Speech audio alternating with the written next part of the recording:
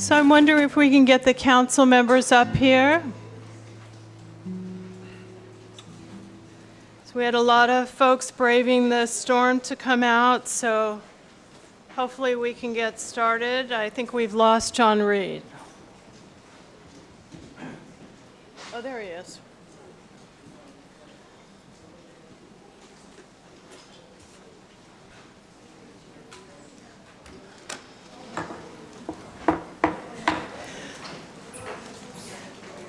So I'd like to open the regular Fairfax Town Council meeting at the Fairfax Women's Club, Wednesday, January 16,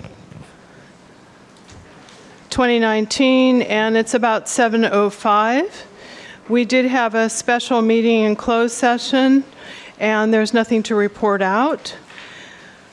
So I'd like to ask for the Pledge of Allegiance.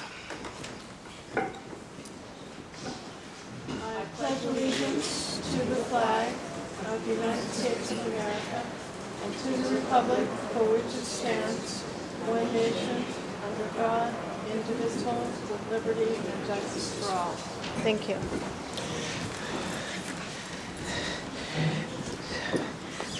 So, Town Clerk, would you like to do a roll call, please? Yes. Councilmember Lax? Here. Vice Mayor Goddard? Here. Councilmember Reed? Here. Councilmember Ackerman? Here.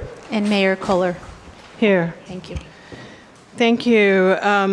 I'd like to have a motion for approval of agenda and affidavit of posting, but one thing I want to mention is Rose Tabor is not able to make it tonight, so hopefully she'll be able to come to the February meeting. And some of you know that Rose is closing Rainbow Fabrics after something like 40 years, so we think it's worthwhile to honor Rose. So with that, could I have a motion? Mayor? Yes. Prior to a motion, I'm wondering if any of my fellow council members would be amenable to considering moving the first of the regular agenda items, agenda item 10, prior to the public hearing item number 9. And perhaps we could consider that when we get there and see the numbers of people who've come for those items. I think there's quite a number of people that are here for number 9, and they may not be here at this time. There was a lot of folks in Canyon Village who received a flyer. So I'd prefer that we not move it. I'm sorry, what?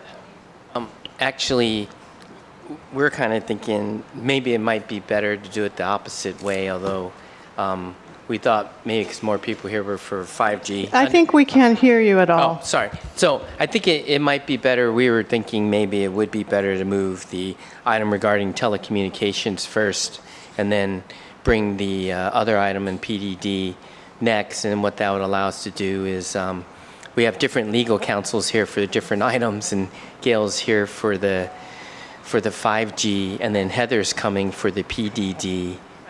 But, okay. But I'm sorry, I meant to discuss this a little sooner, but I think part depends on how many people are here for different items.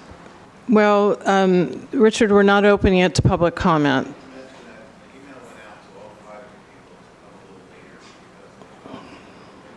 Okay. So why don't we do this rather than make the switch right now? And I apologize, Gail, since I know you came from Los Angeles, but let's make a determination when we get to item 9 to see how many people are here for item 9 and 5G. So thank you, Richard, for bringing that up. And hopefully we'll be able to make an assessment at that time. So could I get a motion to? Yeah, I would move approval of the agenda and affidavit of posting with the caveat that we will review who is here for which item when we get there. Okay. Anyone would like to second that? Second it. Thank you. So that would be motion Goddard, second Ackerman. Thank you. All in favor? Aye. Aye. Thank you for reminding me of that, Michelle. So I'd like to read the meeting protocol. The mayor shall maintain order at meetings. The council and the audience are expected to refrain from using profane language and or ridiculing the character or motives of council members, staff, or members of the public, and to maintain the standards of tolerance and civility. Please turn off all cellular phones or place in the silent mode. We will review the agenda at 10 o'clock to ascertain which items will be continued to another meeting. Any matter not started by 11:30 p.m. will be continued to an adjourned or regular meeting unless the council votes to suspend this rule. And I want to also thank all of you for coming out. I know this is a difficult night, and hopefully many of you have power. I know many of you don't. But we'd like to go forward as we have power in this room. So with that, I'd like to make some announcements. We have vacancies on board and commissions, up to three on the Climate Action Committee, 2 on the Tree Advisory Committee, 1 on the Open Space Committee, 1 on Parks and Recreation, and 1 on the Volunteer Board. For information and applications, visit our town website, which is www.townoffairfax.org, or contact Michelle Gardner, our town clerk. Also want to mention the Fairfax Food Pantry is Saturdays 9 to 11 at the Fairfax Community Church at 2398 Sir Francis Drake Boulevard. Volunteers are always needed, and this is a great thing for our community. I've been told that from someone who used to run the San Francisco Marin Food Bank that the Fairfax Food Pantry is the best. No ID needed, no need to say that you need anything. We're just happy for folks to show up. And also want to mention that our Fairfax Recreation booklets are out, and our staff left a bunch of them on the safe. If you don't know, there's a safe out there in the hallway, so please feel free to pick one up, and I believe we mail those to everyone in town as well. But some of you may not be from our town, and we're happy to have folks from outside Fairfax participate. So I'd also like to move on to a presentation. I mentioned that, I'm sorry. Anyone have any announcements? I do have an announcement on January 25th, the Friday night, following this Friday night. Sustainable Fairfax and the Environmental Forum of Marin will be co-hosting a film night. The film is Wasted, a very important film about food waste, and we will have a speakers panel. Encourage everyone to attend and learn a lot of new things. It's an excellent film. So thank you. 6:30 p.m. on January 25th in this room. Anyone else have any announcements? I have a brief one, very briefly. And then the following Monday is another of our climate conversations at the Fairfax Library from 7 to 8 p.m., refreshments at 6:45. We'll be discussing climate emergency, including an item that's on the agenda for tonight. That's sponsored by Sustainable Fairfax and 350 Marin, and myself and Renee Goddard will be among the people talking about climate emergency. So the 28th, Monday night at the Fairfax Library. What time was that, Peter? 7 p.m., refreshments at 6:45. Okay, I'll be there for those refreshments. Just some of you may know that Larry Bragman, who was on this council, is now there he is, now the president of the Marin Municipal Water District Board, will be speaking at an event in Marin City on Monday. There's a whole event from 10 to 2:30. Is that at the community center, Larry? Okay, and that'll be, I think, 10 to 2:30. So be a lot of speakers singing, and it'll be a great opportunity to celebrate Martin Luther King and learn more about some of our neighbors. So thank you. Okay, let's move on to presentations. I mentioned that Rose Tabor will not be here tonight, but we're hoping she'll be here in February. And I'd like to know, is Monty Stevens here tonight? Hopefully, oh, great. So, Monty, I'll come down.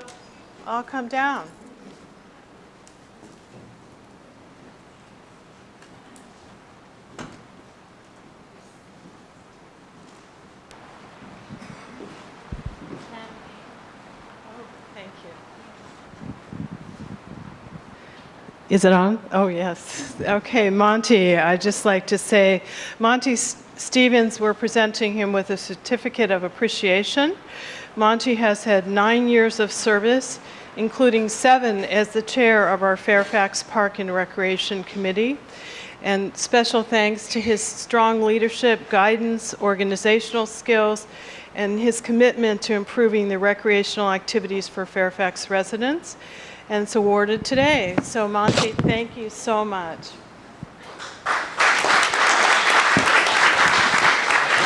We'll miss you terribly. Would you like to say anything? No, thank you so much. It's a tremendous honor to serve the town, and I greatly appreciate this. Thank you, Monty. And remember, there's an opening on Parks and Rec.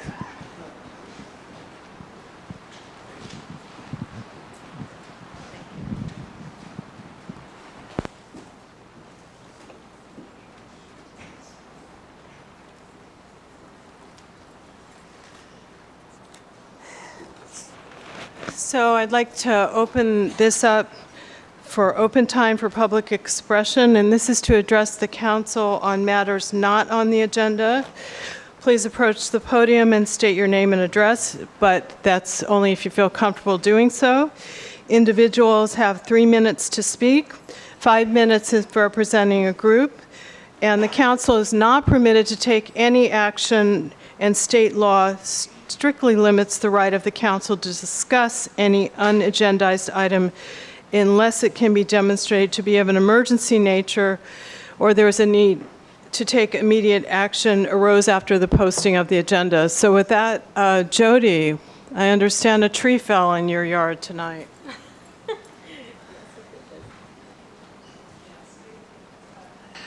Good evening, Council.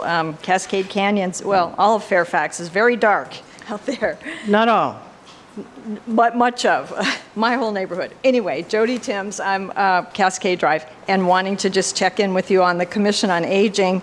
The next commission meeting will be an expo for 2 hours at Whistle Stop on February 7th, and that's all focusing on JDUs, or Junior Accessory Dwelling Units. There will be a lot of tables set up with architects, builders, and planners helping folks all through the county look at the issue of if you have an extra bedroom, what it might take to turn it into another living space for a family member, a caregiver, or someone that you might want to rent to. So that's the next Commission on Aging meeting, February 7th. Marin Community Foundation is also hosting a economic insecurity summit on February 1st with a focus on Marin's older adults. There are about 20,000 older adults in Marin County. 25% of people who are over the age of 65 are struggling to meet their very basic needs: food, housing, transportation, and medical expenses. So MCF will be hosting a 4 or 5 hour summit. It's from 8:30 to 1:30 on February 1st at the Embassy Suites. There'll be 3 speakers, 6 panelists, and an array of community leaders and electeds coming to hear about the rapidly aging county that we live in and how these conditions, economic insecurity, may in fact get quite a bit worse for older adults. So if you're interested in that, you can contact MCF. The program is called All Together Now. And then just last, I wanted to mention the Age-Friendly Fairfax Forum, which we have once a month on the 4th Friday at the library. On January 25th is called Aging in Place with Grace.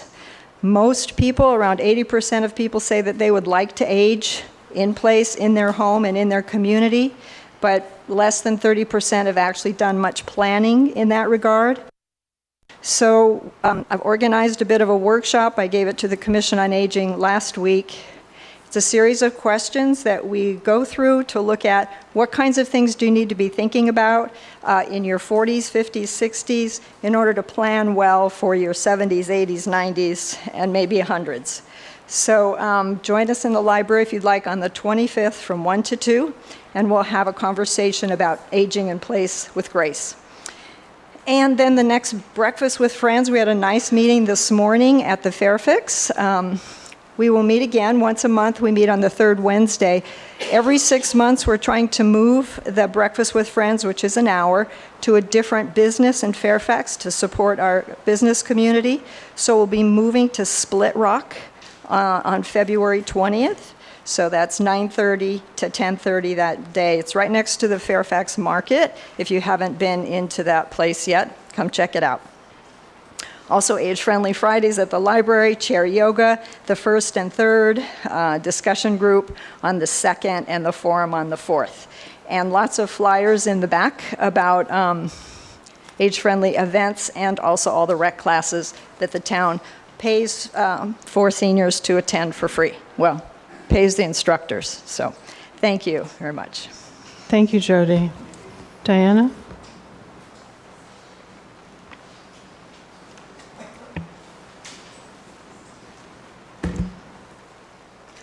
Good evening. Diana Purdue, 199 Scenic Road.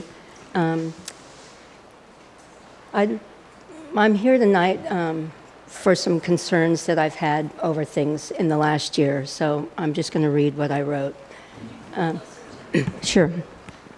I'd really like for the town to stop proceeding in the direction that you're taking it. The mantra you use, that the state is making you develop Fairfax, could be slowed or stopped if you would tighten up the language of our general plan. As written, it gives open arms to developers by playing fast and loose with our zoning regulations. Crafted by LAK and some of the current town council, perhaps that was the intent from the get-go, and if so, perhaps that should be revealed to the town. People here have a right to know if your goal is to change the very fabric of the town by rezoning and developing it. Other towns in our area avoid this by having general plans that allow building, a building, but only that which adheres to their long-standing zoning regulations, rules, and policies. They're protecting the town and the residents they represent. They line up with the hard work of the residents and their values.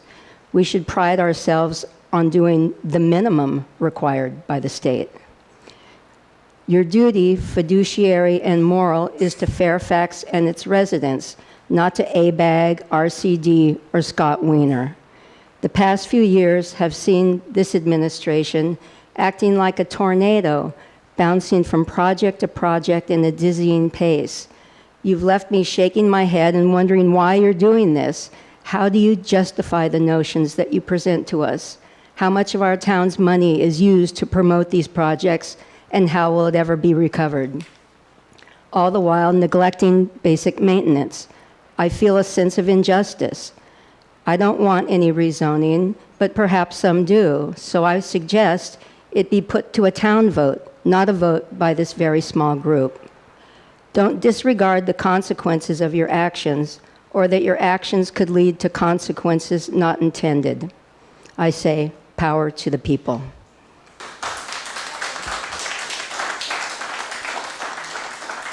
I appreciate that people want to give people positive feedback, but in order to keep moving, we have a long agenda. If we can, just dispense with the applause. Thank you. Ling? I wanted to talk about the lights, the street lights, because I mentioned that several times, and the last time I mentioned it, John, I guess, was saying that there was one place where they were trying to put some kind of cover on the light, and that was on Sequoia and Scenic, was my understanding. So we went for a walk there last night, and the only light that we could see that had any type of yellow on it that would make you feel like you're not in an interrogation room, was one on Sequoia and Azalea. And that was like an old light. That's how the lights used to be in Fairfax, just like yellow, so you can mind your business. You can see very clearly, but you're not assaulted by the light. So which light? Unfortunately, that light shield was taken down inadvertently last week. I actually... This is what it looks like. So this is what it looks like, yeah. Yeah. So then it cuts down the glare and changes that blue color to something that's yellow, easier. Yeah. And so the plan is to what? To install those on all the lights, or what? That I just showed is a prototype. So I'm looking to put that along with a couple other colors up so we can see what they look like. So where are you going to put that then? Well, that's really up to the council and the people of Fairfax but but basically I would like to develop something. I would like, LEDs save a lot of energy, and they're here, and I would like to make them work for people. I mean, right now, there's a lot of glare from those. Yeah, I agree with it's you. really ugly. It's really ugly. So yeah, this is an effort that I'm making. So it's going to take pro still, bono, it's going to still take a while for those to be on there, or I'd imagine, yeah. But I mean, how long is a while? It depends. When you're saying if like people it depends, support the idea, I think we could do it faster. So John, excuse me, we probably don't want to do too much back and forth, but I just want to say, you said that one had been taken down inadvertently. Is it going to be put back up so people can take a look at it? I hope so, yeah. I think it was miscommunication. Okay, so why don't just, I'm sure there are other folks, but maybe you can contact Ling when it gets put back up so they can take a look at it. That would be great, yeah, Happy and then to. I'll just tell other people to, yeah, that would be great. Okay, Thank you. Yeah, thanks. Thank you. Hi, good evening, rainy night. Larry Bragman, 30 Hickory, and I'm here tonight because ground was broken on Victory Village Lutheran Church, and there's a beautiful amphitheater behind that parcel that was part of Cascade Canyon, and I think it was wired, it had potential for lights. I actually saw a concert there with Joan Baez when she did a fundraiser for the school. And I have gotten some documentation from community development, County of Marin Community Development, Lely Thomas, and it's just something I think that could be really an asset for the community if we could somehow maybe break that off or get a dedication from the county to save that as a performance space for the town of Fairfax. There's really not a lot of park space on that side of Drake, and given the disappearance of the dedication of open space that was supposed to accompany the development, it's a really minuscule sort of contribution to the community. And I just wanted to kind of alert staff to it and the council to see if there would be any possibility of pursuing that with the community as a potential park performance space. So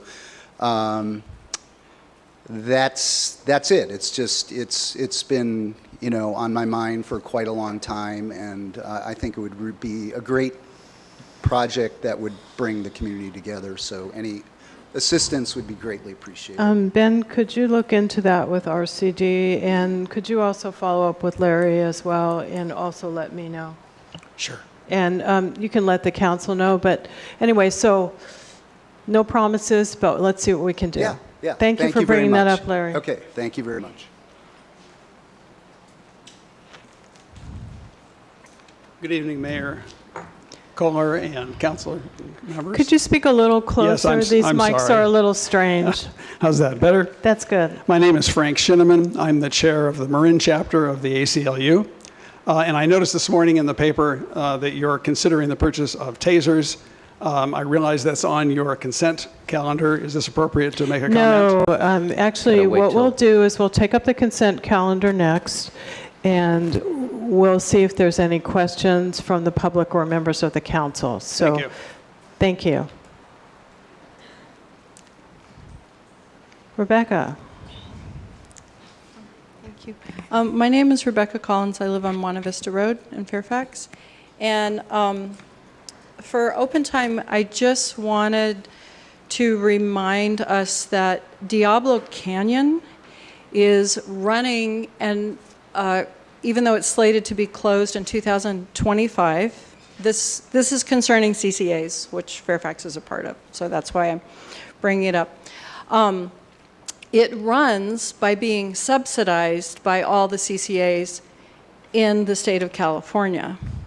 Now, all CCAs have to pay exit fees.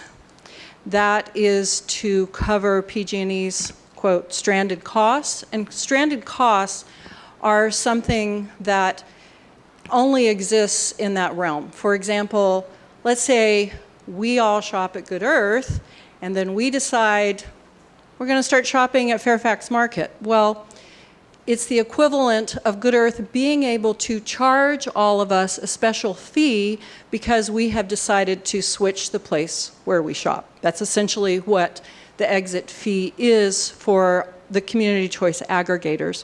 Now, if Diablo Canyon were to close sooner, because PG&E has admitted that, that electricity is not needed.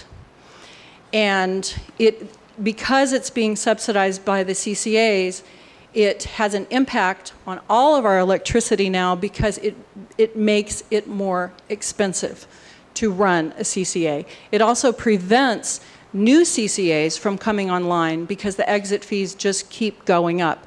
If Diablo was decommissioned, there is a fund that is over $3 billion, and then that money would come out of the decommission fund, and it would no longer be charged to the CCAs, and it would open up the possibility for more community choice aggregators, which would mean more renewable energy and make it much better able for CCAs to function that are already existing. And I just wanted to bring that up.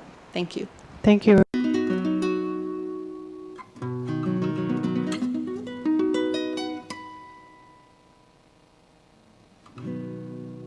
On our website later, so we want to make sure everybody's on the record. So thank you for your patience. No. Ask her offline. I mean, that whole thing she said was fine. Okay, we're good to go. Okay. Thank you. Hi, Lynn Yetter from Miranda Drive. Okay, you got to talk a little. Lynn Yetter from. So I'm talking too close. Right. You just need to be a little. Is this all right? It's hard to figure out where to be, but just a little closer. Just say forward or not. Good? Yeah. Good. Lynn Yetter from Miranda Drive, and I just kind of have a random list of things that. Okay. First of all, it would be great to have Wi-Fi here. That's just one thing. We do have Wi-Fi do you? here. I've never had it. Okay. Fairfax I 1. first want to say thanks for showing up. Thanks to our police department. I really appreciate all the work that you guys have done for our community lately. Well, always, but do. And the planning department, because I know they're all kind of like thankless jobs probably at some point. I don't know. So I have a concern about the wall property because I live on Miranda, and I would like those homes to be the same size homes as the other homes in Miranda Oaks, so they're all about the same size footprint. I have a problem with all the swimming pools. As I hear about the drought, we're having a problem. It may be raining now. Drought seems like an odd word to use right now, but I don't think we need all those pools up there. I just think it's unnecessary. That's my other thing. Drainage. We have a lot of problem with drainage there. We've had to lift up our house in years past because of the water that flows off that hill. A couple weeks ago when it snowed down when it rained on the corner of Miranda Court and Miranda Drive, really the drainage pipe had about that much room to fit the water before it was going to cap off. So I'm really concerned about the drainage that happens up there on the hill. I think it would be great if we could somehow, I don't know what department would adopt a drain in your neighborhood or your street, and there could be like 10 homeowners or something that go and just have the job of making sure the drains are cleared. They do it in other communities. They do it down in Monterey. I just think it would be helpful because 15 minutes, they can get cleared and get full again. So like adopt a drain or something. I go out there all the time. I just think it's helpful. And random garbage cans, when you see them flying around the street, throw them at somewhere, but get them out of the road. Trees, all the trees that are getting cut up on the hill for the wall property and all those projects. I have a tree that's hugging my house that I would like to cut down, but it's not acceptable in this town to cut down an oak tree. If you lived in my house for 40 years, it's PG&E comes and cleans the lines, but it's really 7 feet from my kitchen. I'd like to get rid of it, but the town isn't into that, but yet all these other trees can get cut to develop this property. I understand he bought the property and he wants to build homes. He has a right, but I don't like the fact that they're building big homes with pools. They should just stay within the theme of the neighborhood. I'd also like to have red curbs. So excuse me, Yeah. you're at the 3 minutes. Oh, did I? Yeah. Oh. Okay. One thing then, can I at least say red curbs at the end of Miranda, because he's got a gate there, and now it's going to be open space, which it's never been really open space. It's been private property, but flocks of people will come to our dead-end court neighborhood, and I'm concerned about all the cars. Okay, thank you.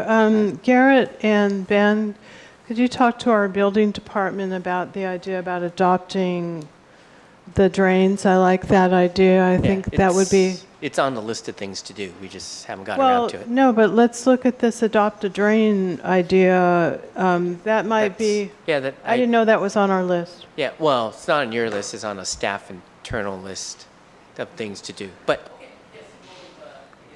I guess we'll move forward with it sooner rather than later. That would be a great thing because our public works guys can't get to everything. Yeah, I might mention that, as a former volunteer person, a lot of people do clear their neighborhood drains, and it's a good idea. And just be careful as you do so. Okay, great. Thank you, John. Hello. Hi, Miriam Weinstein, Oak Tree Lane. I don't have anything prepared, so I hope I don't ramble too much. I'm wondering if the town is in touch with Mark McGuire to understand the new legislation he's putting forth. You mean Mike McGuire? Mike McGuire, so that it won't be one size fits all, and he's taking into consideration infrastructure and fire safety.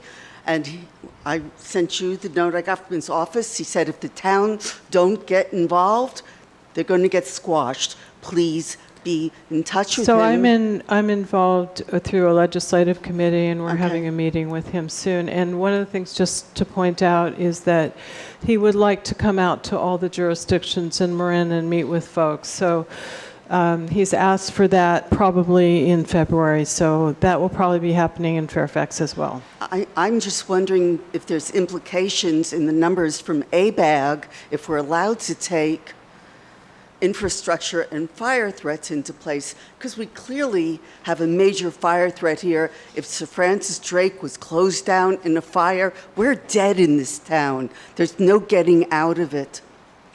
So I'm hoping that that's something that can take the pressure off the desire that the town seems to have to facilitate every developer who wants to come through. I'm hoping that the police have maybe considered doing an exercise with shutting down Sir Francis Drake from 2 in the afternoon until 6, starting below the high school, and see what happens to this town under normal circumstances, because we've seen what happens when there's just a 1-hour shutdown under normal circumstances. You can't get out of town.